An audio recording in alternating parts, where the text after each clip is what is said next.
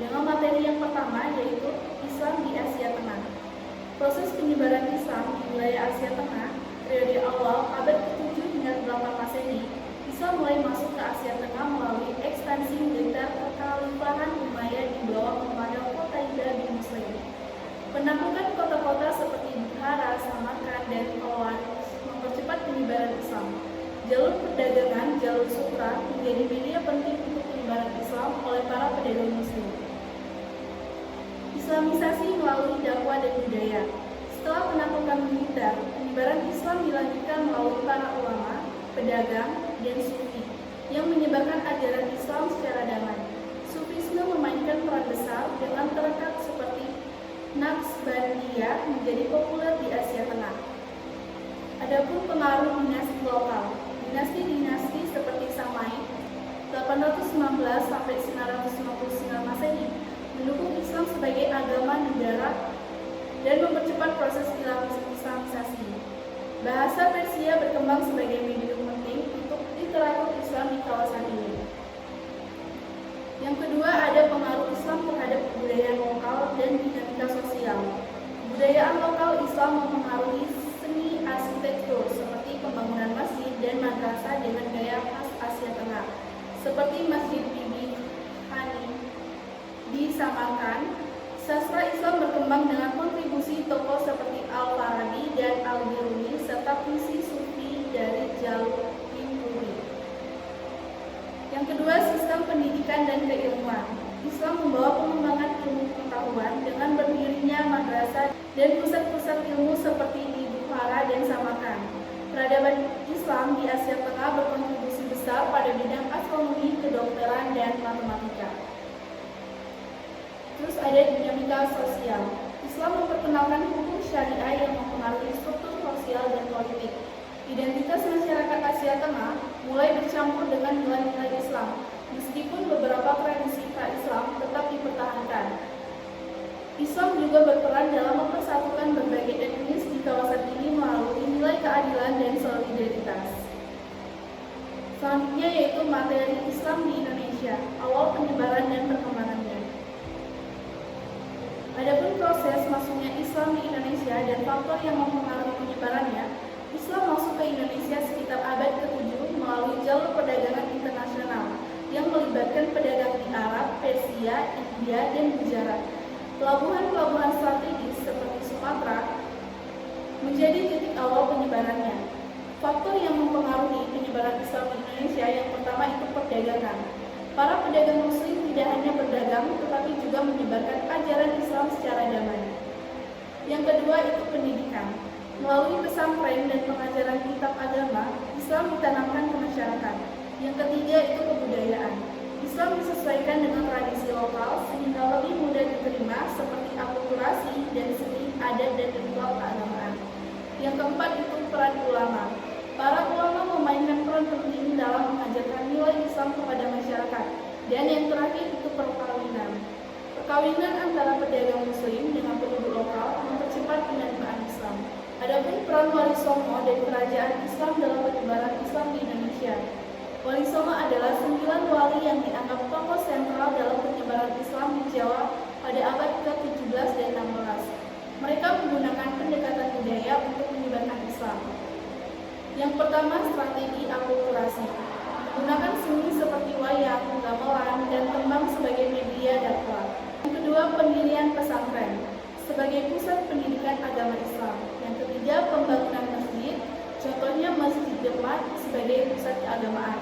Yang keempat, itu penyampaian Islam secara damai. Menyesuaikan ajaran Islam dengan tradisi lokal untuk menarik simpati masyarakat. Terus ada peran kerajaan-kerajaan Islam. Yang pertama, Samudra Kasai. Kerajaan Islam pertama di Indonesia yang menjadi pusat dakwah dan perdagangan Islam. Yang kedua, Kerajaan Malaka sebagai pusat perdagangan dan penyebaran Islam di wilayah Melayu. Yang ketiga, Kerajaan Demak. Kerajaan Islam pertama di Jawa yang berperan aktif dalam menyebarkan Islam di Nusantara. Yang keempat, Kerajaan Aceh Darussalam sebagai pusat pendidikan Islam dengan melibatkan ulama-ulama besar. Dan yang terakhir itu Kerajaan Ternate dan Tidore menyebarkan Islam di wilayah Maluku. Peran Wali Songo dan Kerajaan Islam sangat signifikan dalam membangun fondasi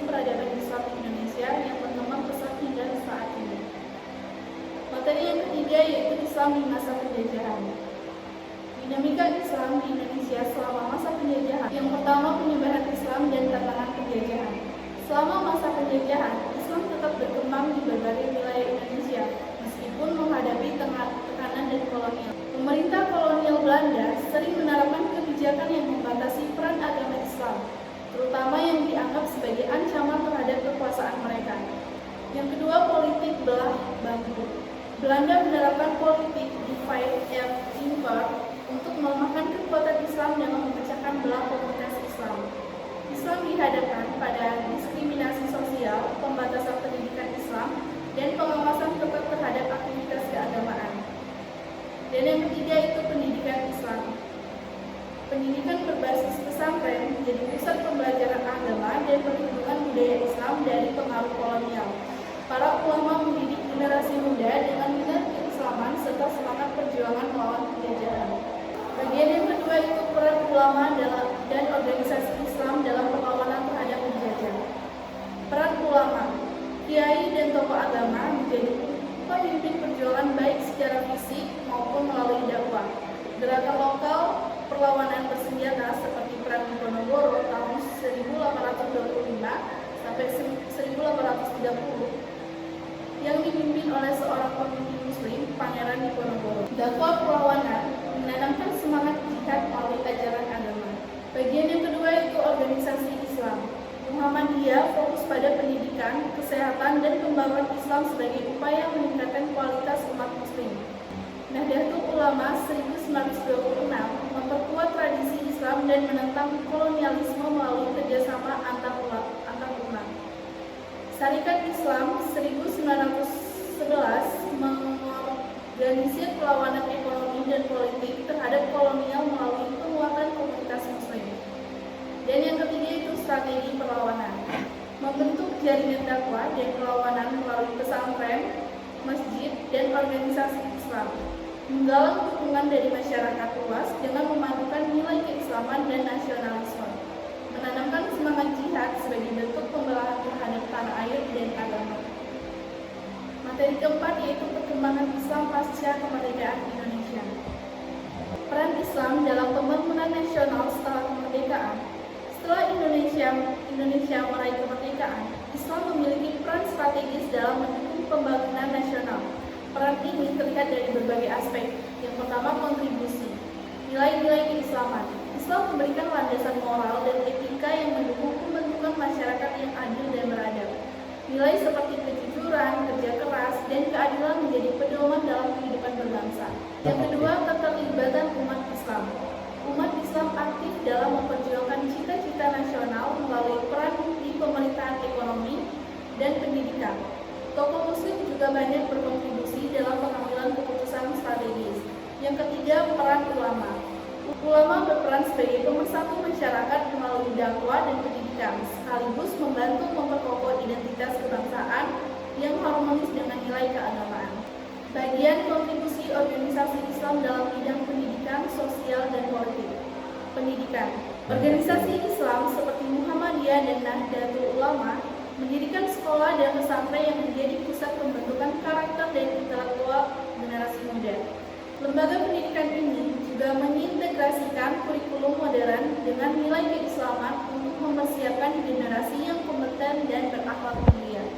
Yang kedua itu sosial. Organisasi Islam aktif dalam membantu masyarakat melalui layanan kesehatan, pemberdayaan ekonomi, dan bantuan kemanusiaan. Program zakat, infak, dan sedekah diorganisir secara profesional untuk mengurangi kesenjangan sosial. Yang ketiga itu politik. Dalam bidang politik, organisasi Islam terlibat dalam membangun demokrasi Islam.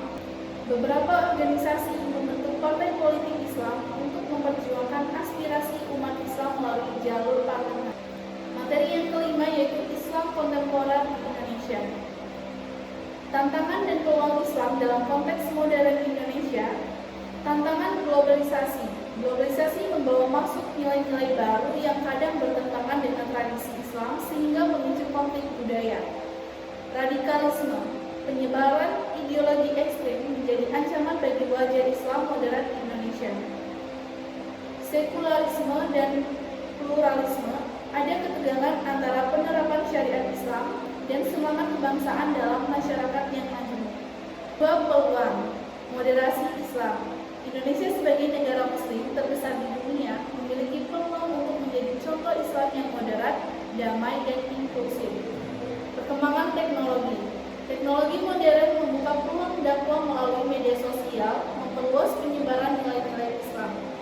Yang ketiga, pendidikan dan ekonomi. Umat Islam berperan besar dalam pengembangan ekonomi syariah dan lembaga pendidikan berbasis Islam yang berdaya sains global. Adapun isu-isu kontemporer dalam Islam di Indonesia, yang pertama itu radikalisme. Radikalisme menjadi isu penting yang mengancam kerukunan umat beragama. Pemerintah dan organisasi Islam seperti NU dan Muhammadiyah bekerja sama untuk mempromosikan Islam yang rahmatan lil alamin. Pendidikan agama berbasis moderasi menjadi salah satu cara mengatasi pengaruh radikalisme. Yang kedua yaitu modernisme. Gerakan modernisme Islam bertujuan menyelaraskan nilai-nilai agama dan kemajuan zaman, termasuk dalam sains, teknologi, dan budaya. Modernisme mengedepankan penafsiran agama yang kontekstual sehingga Islam tetap relevan di era modern.